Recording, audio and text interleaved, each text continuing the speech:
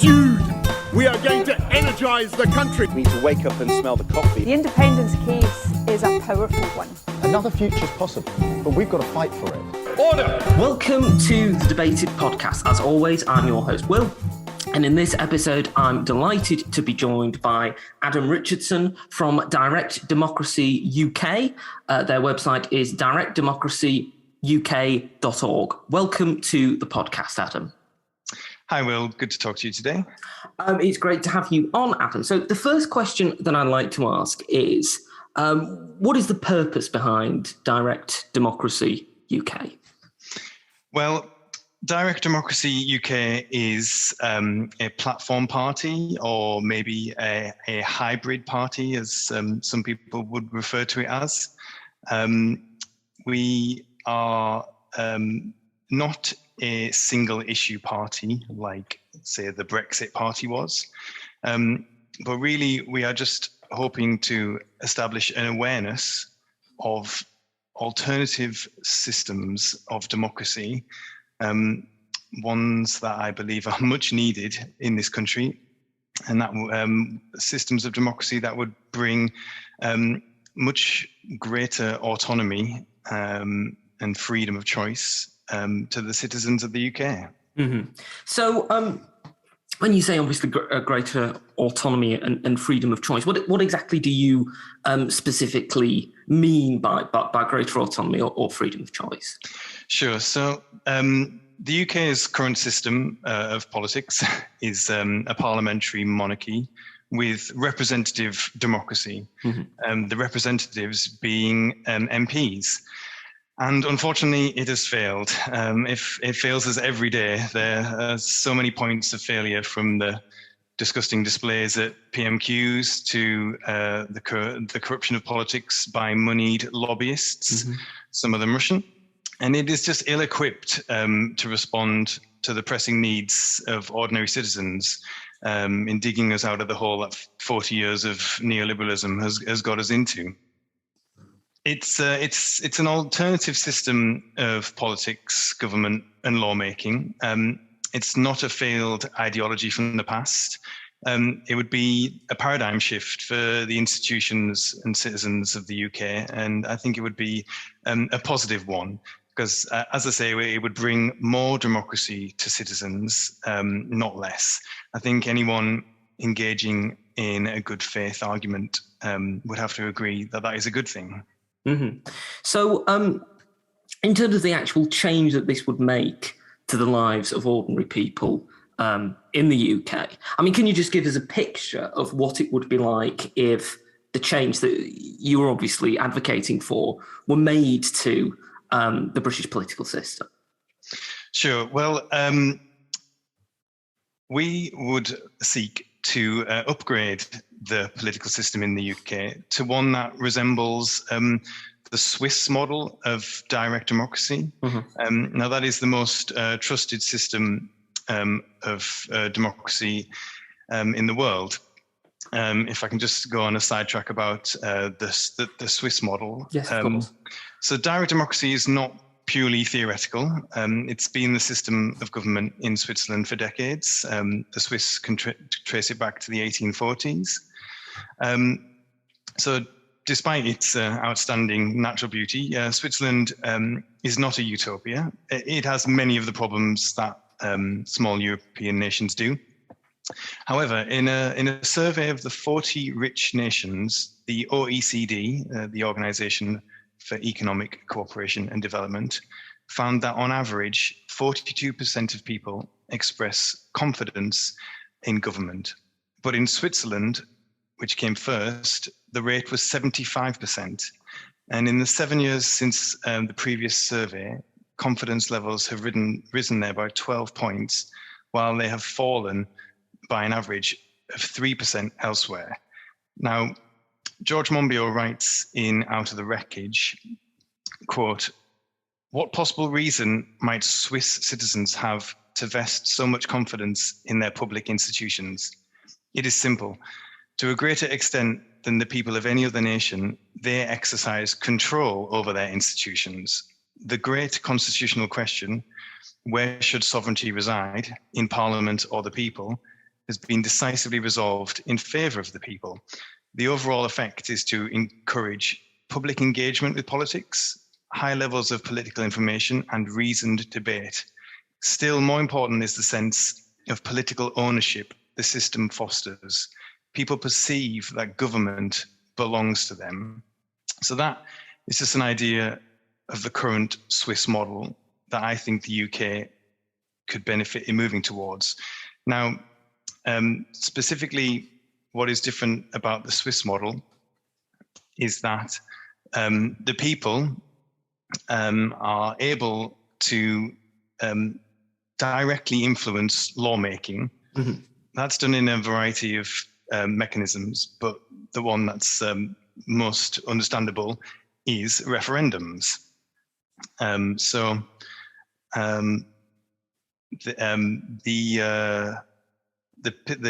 people of Switzerland can vote on up to 4 occasions annually on up to 15 different issues that could lead to changes in Swiss law.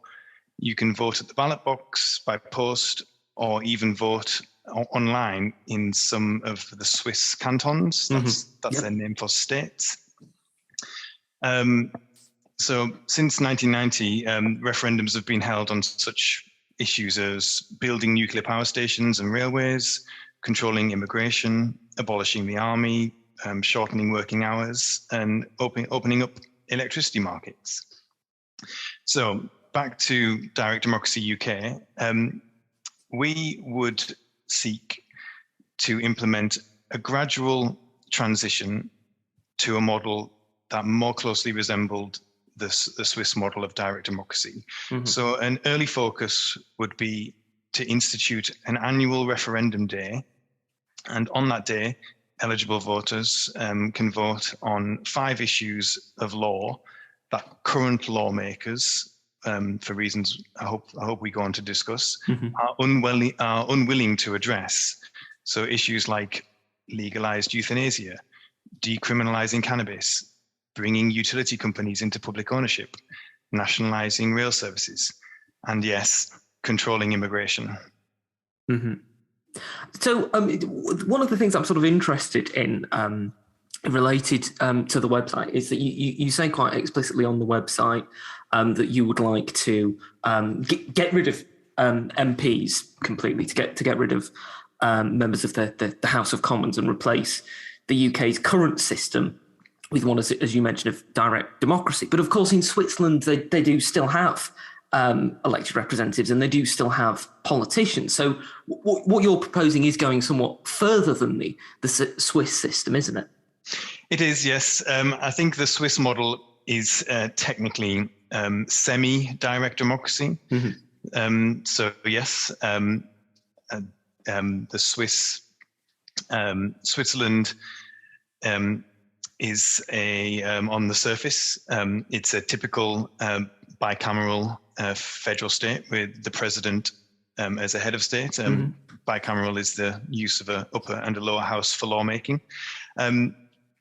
However, as outlined in the Swiss constitution, sovereignty resides with the people, who exercise supreme political power, and that constitutional right plays out in their form of direct democracy.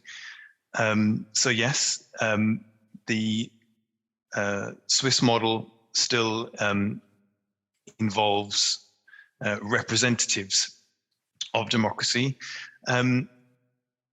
What we are interested in at Direct Democracy UK is a gradual change. Mm-hmm. We're not seeking revolutionary change. We would like to see a transition to the Swiss model and annual referendums on issues that people really care passionately about, but are unable to do anything about via their current representatives, the MPs in this country. So I would hope to see that instigated in my lifetime. And then I think as technology evolves and society evolves, I would hope that we would move to a position where society would accept that MPs were no longer necessary, that these representatives of democracy, these representatives of the people, have unfortunately been completely captured by lobbyists and moneyed interests, and really do not represent the citizens of the UK. It's really the quintessential delusion of representative democracy is that your MP represents your beliefs, your opinions, your choices in the Houses of Parliament. Now, and you mentioned just a moment ago about wanting to obviously have referendums on particular issues, whether that be the decriminalisation of cannabis, legalisation of euthanasia, etc. And it's clear, obviously, from speaking to you and looking at the website, that certainly the approach has been influenced by some of the thinkers that are on the left. But of course, a situation in which you would have referendums like that would obviously be utilised by people who are politically to the right of you and your group. I mean, how would you react if we were in a referendum situation and there was a referendum on, say, the death penalty, which is, of course, one that is continually brought up if we were to have another referendum? I mean, would you be at all worried that a system like the one that you're advocating for could be misused by a particular group to not progress Britain in a way that perhaps you and other members of your organisation would agree with, but in fact push Britain back into a different direction? Of course, I understand that point, and our website tries to address those kind of questions. There is a long road ahead of us on this issue, because what we suffer from in this country is a massive democratic deficit. So one of the things that we believe would be required first in order to establish a positive model of direct democracy is for there to be a written codified constitution. So Britain is one of the UK is one of the few countries on earth without a written codified constitution. We have operated for we've operated for centuries on what some people describe as the good chap theory of politics. And I'm afraid that in our age of crises and collapse, that no longer works. The most vivid illustration of that was the 2019 illegal prorogation of Parliament. So the initial establishment of a codified written constitution would enshrine in unchangeable law crucial points of human rights, such as there being no capital punishment in the state. So, as I say, there's a long road ahead to perfecting direct democracy, but one of the crucial steps on the way would be a codified written constitution that would permanently outlaw such crucial matters of life and death, such as capital punishment. One of the things I'm also interested in is obviously a great deal of what we've been discussing has been related to Westminster politics and obviously members of Parliament in Westminster. But I mean, how do you think the change that you're advocating for would impact more local levels of democratic representation? So, for example, councils, whether they be parish, borough or metropolitan, elected mayors. I mean, what would happen to them in a change to the system that you're advocating for? Would they be done away with as such, or would they be found some role in a changed system? Sure, that's a great question. So in our current political situation, forms of direct democracy are likely to gain a foothold first at the local level. And there is a wonderful, clear example of this in a movement that's called flat pack democracy. Mm-hmm. In the last few years, the members of flat pack democracy were able to achieve control of their local council. It's a town called Frome in Somerset. So these were just ordinary citizens of the people of Frome who were fed up with their local party politics, who they saw as unable to respond to the needs and the demands of local citizens, as their hands were tied by the party politics of the national level. Peter McFadyen, who is the originator of flat pack democracy, he decided to do something about that. And slowly but surely, in the last 10 years, Peter and his followers have gained control of Frome County Council, and they are responding to the local citizens' needs with an approach that is akin to direct democracy. They're not beholden to the whims of how party politics are playing out at the national level, and they are they've proven to be exceedingly popular with their local residents, as they are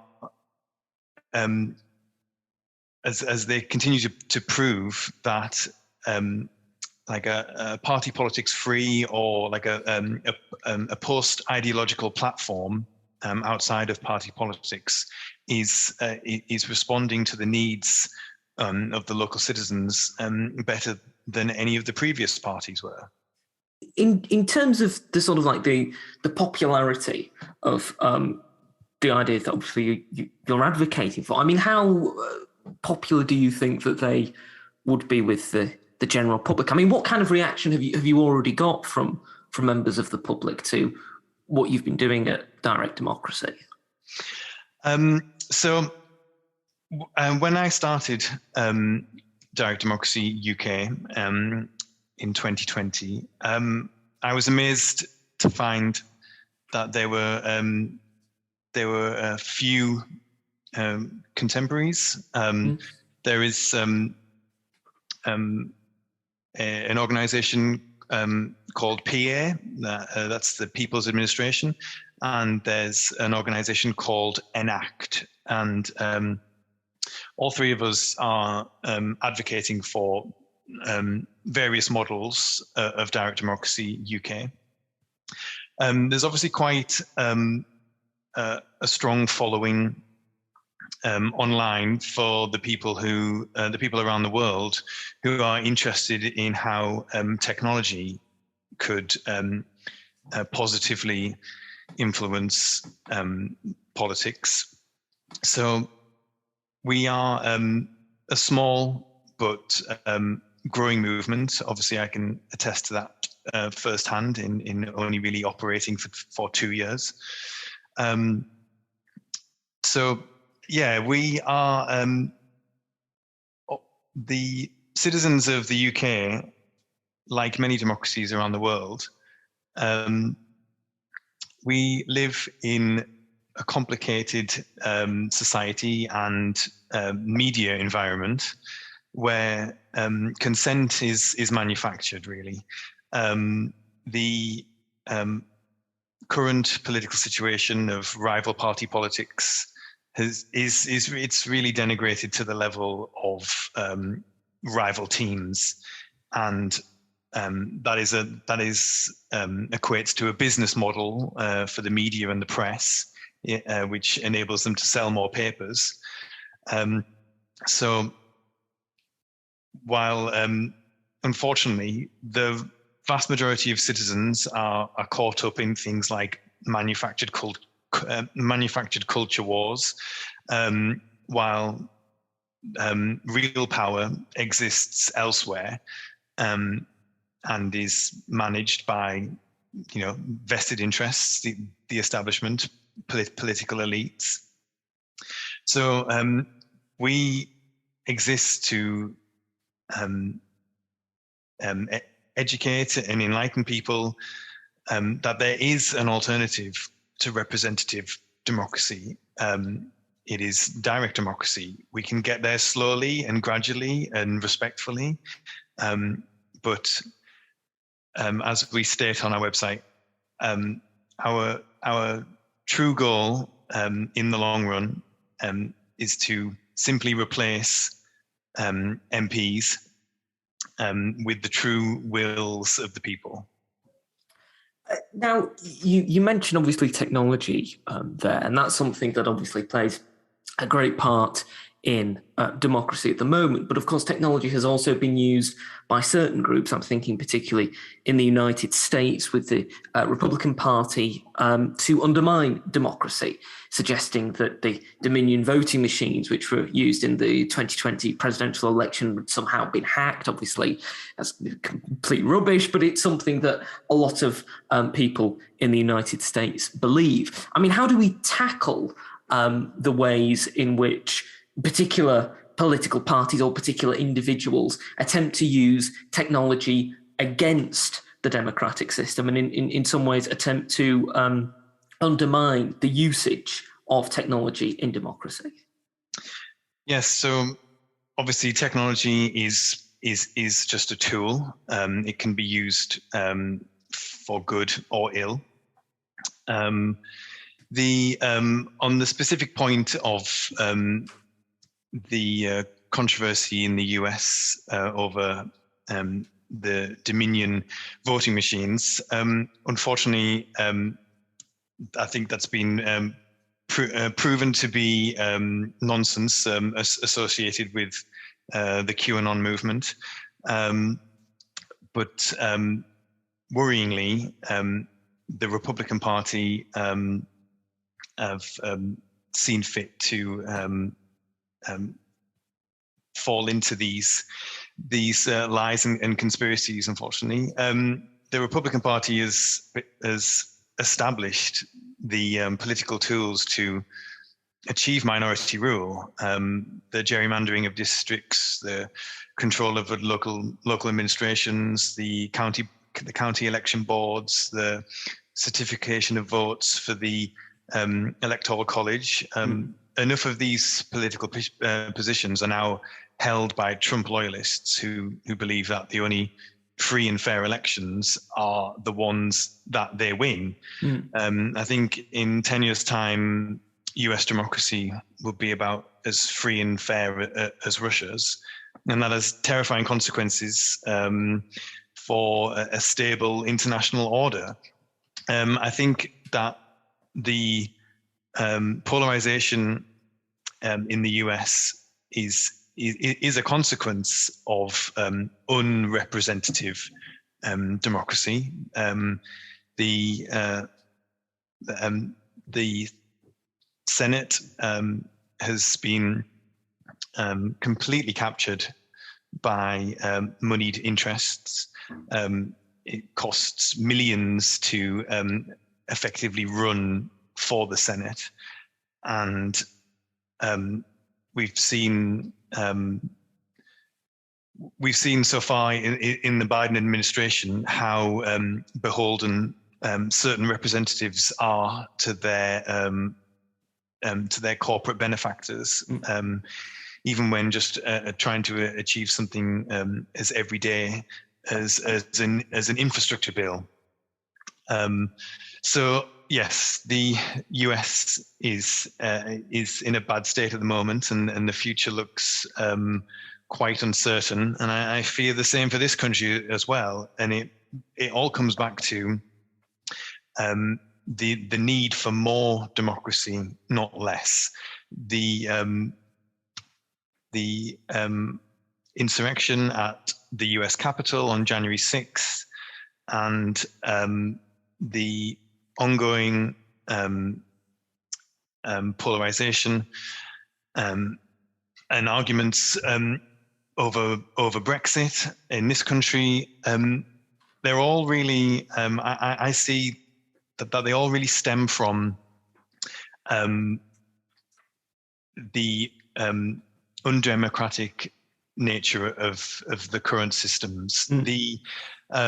The Brexit referendum in particular, it was the unsealing of a valve. It was the popping of a cork. There was so much pent up desire for more control and accountability and just freedom of choice and autonomy that people wanted in their day-to-day lives. There's various arguments on both sides about whether people really knew what they were voting for, and obviously people are now starting to use hindsight by way of proving that. But it just comes back to the fact that people have so much control over their lives in most other areas, except when it comes to politics and lawmaking. And that just leads to frustration and resentment, like the violent outbursts in America, and increasingly the high temperature situations we're seeing outside and inside the Houses of Parliament.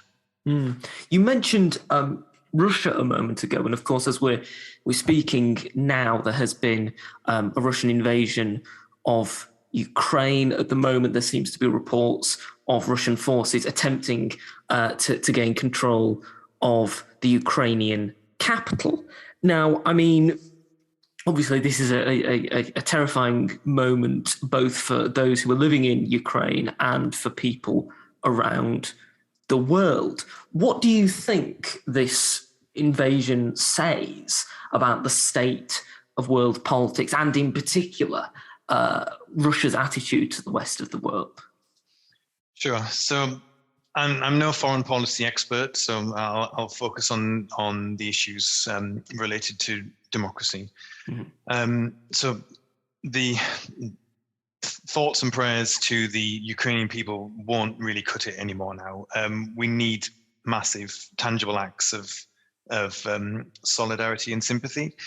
Over 100 Ukrainians have died in the first few days of conflict, and the footage and the pictures coming out in the press are horrendous.